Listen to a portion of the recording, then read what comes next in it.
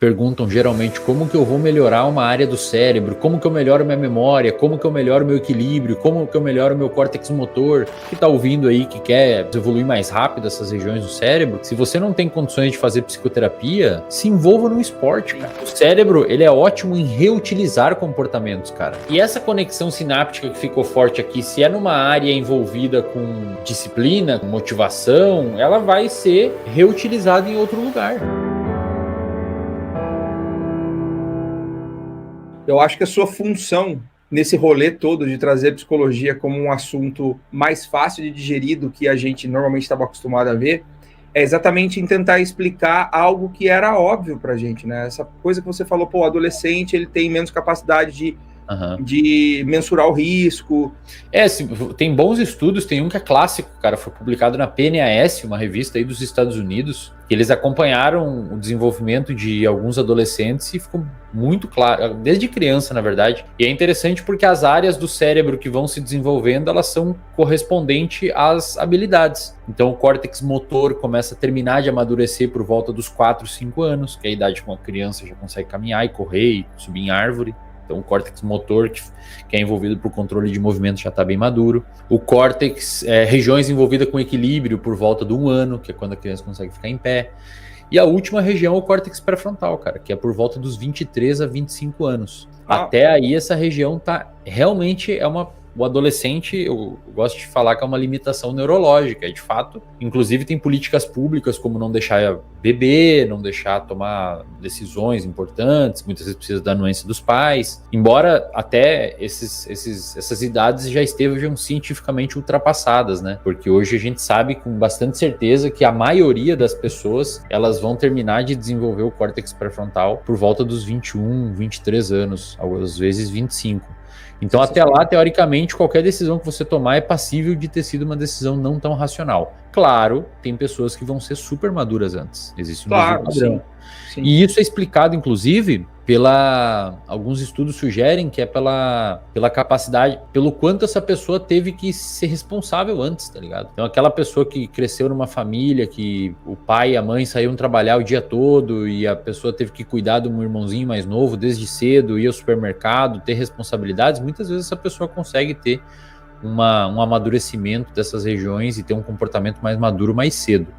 E o inverso também é verdade, né? Pessoas que são super cuidadas, foram hiper protegidas, muitas vezes demoram mais para ter esse amadurecimento. Então, de uma maneira geral, os adolescentes são extremamente impulsivos e bons estudos mostram também que eles são muito sensíveis às opiniões dos pares, cara. Tem um estudo que botou alguns adolescentes e uns adultos jogar videogame, dirigindo um carro. E nos adolescentes, quando você bota um fone de ouvido com amiguinhos deles falando acelera, acelera, acelera nessa curva, vamos ganhar, acelera. O adolescente ele é muito mais propenso a ouvir os pares, os amigos. O adulto não. O adulto ele consegue segurar mais a onda, embora, claro, seja influenciável a menos, né? Sim. E aí você pode, inclusive, usar isso para explicar fenômenos de cancelamento na internet, fenômenos de manobra de massa, assim. Isso, contágio social, o termo que a gente utiliza. Um contágio social. Muitas vezes você não vai ver um bando de adulto lá fazendo isso. Você vai ver um bando de adolescente, né? E vem cá, o que dificultaria ou atrasaria a total formação desse córtex pré-frontal? O que um adolescente, um jovem, por exemplo, deveria se afastar? O que ele não deveria fazer para ele ter um fechamento perfeito dessa região do cérebro dele? O que a gente vê hoje é que o cérebro ele tem um fenômeno, ele é passivo a um fenômeno muito bonito que a gente chama de neuroplasticidade. Neuroplasticidade é basicamente a mudança do cérebro frente às experiências. Existe neuroplasticidade passiva e ativa. A neuroplasticidade passiva, ela ocorre principalmente até mais ou menos os 15 anos, 14 anos. Que é o quê? Você tem filho? Tem 2. Que idade que eles têm? 3 anos e 10 meses. Eles moram aí, o de 3 anos mora aí com você desde que nasceu? Sim. Alguém precisou ensinar inglês pra ele? Não. Criança, cara, tem neuroplasticidade passiva. A criança é uma esponja, velho. Se você pega uma criança hoje, leva aí pros Estados Unidos, a criança vai aprender a falar inglês sem ninguém falar. Tipo, Sim. essa palavra é essa, ela absorve. Por quê? Muito rápido. Porque o cérebro dela tem muita plasticina, é muito mole. Até os 20 anos, principalmente, todas as áreas do cérebro estão muito molenga. Então é a melhor hora de você aprender uma arte marcial, é a melhor hora de aprender um esporte, é a melhor hora de aprender a tocar piano, tocar violão, línguas. Criança aprende de uma facilidade absurda e sem atribuir esforço. Quanto mais velho a gente vai ficando, mais a neuroplasticidade ela se torna ativa. Você precisa de esforço para mudar o seu cérebro. Então, por exemplo, se pegar uma pessoa que está aqui no chat hoje de 30 anos e levar para os Estados Unidos, que não sabe falar inglês, vai ser um trampo, cara. Vai aprender, mas, pô, vai ter que prestar atenção. Ah, isso significa isso significa aquilo. Sim. Se a gente conseguisse mensurar o tanto de esforço que o seu filho teve e essa pessoa teve, o seu filho quase não usou energia. Ele simplesmente foi absorvendo aquilo. Isso é muito legal. Sim. Então, quando as pessoas olham, perguntam geralmente como que eu vou melhorar uma área do cérebro, como que eu melhoro minha memória, como que eu melhoro meu equilíbrio, como que eu melhoro meu córtex motor, como que eu melhoro a minha passada na corrida, como que eu melhoro a minha noção de espaço, tiro, quero atirar melhor, eu quero, não sei, qualquer pergunta que você me faça sobre habilidades, inclusive capacidade de controle de comportamento, que é o córtex pré-frontal que faz, a resposta é quase sempre a mesma. Você tem que praticar.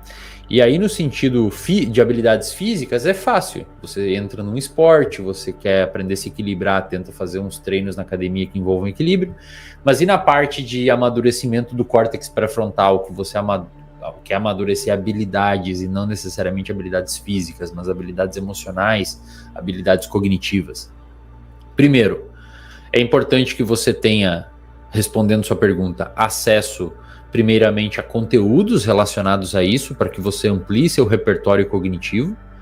Então, se você quer ser uma pessoa que tenha mais controle emocional, um adolescente mais empático, um adolescente que tem menos impulsividade, como você mencionou, é importante que você, primeiro, procure conteúdos sobre isso, entenda que isso está acontecendo.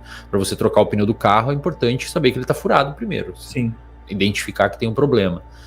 Segundo, engajar em tarefas que envolvam você fazer isso. Então, no caso de um adolescente, no caso de uma pessoa que ainda tem algum grau de impulsividade, o padrão ouro seria você fazer psicoterapia, porque nós temos ferramentas que permitem a gente trabalhar com finesse esses problemas de impulsividade. Esse público deve ser um pouco mais resistente também.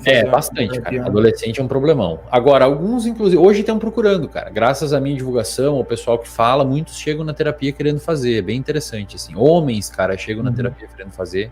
Historicamente, homens é uma população bastante resistente, né? Tratamento psiquiátrico. Normalmente as mulheres são mais aceitam melhor. Sim, sim. É aquela parada, né, cara, um tanto quanto antiquada, do tipo, por que eu vou no psicólogo? Eu não sou louco, né? Sim, mas isso eu entendo, cara, porque, de fato, por muitos anos a psicoterapia foi vista de uma forma muito passiva, sem uma objetividade, né? Felizmente isso está sendo melhorado hoje. Mas, assim, o adolescente que está ouvindo aí, que quer, digamos, evoluir mais rápido essas regiões do cérebro, cara, se você não tem condições de fazer psicoterapia, se envolva no esporte, cara. Faz jiu-jitsu. Jiu-jitsu você tem que respeitar a hierarquia. Você não pode ser afobado e fazer o que você quer.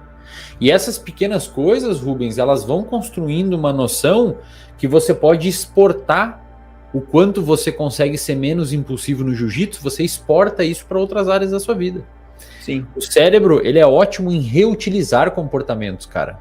Então, se você é uma pessoa, por exemplo, que desenvolve disciplina no seu trabalho ou na sua dieta, muitas vezes você pode usar essa disciplina para outras coisas, porque são as mesmas regiões do cérebro, digamos assim, que vão ser trabalhadas naquelas outras tarefas.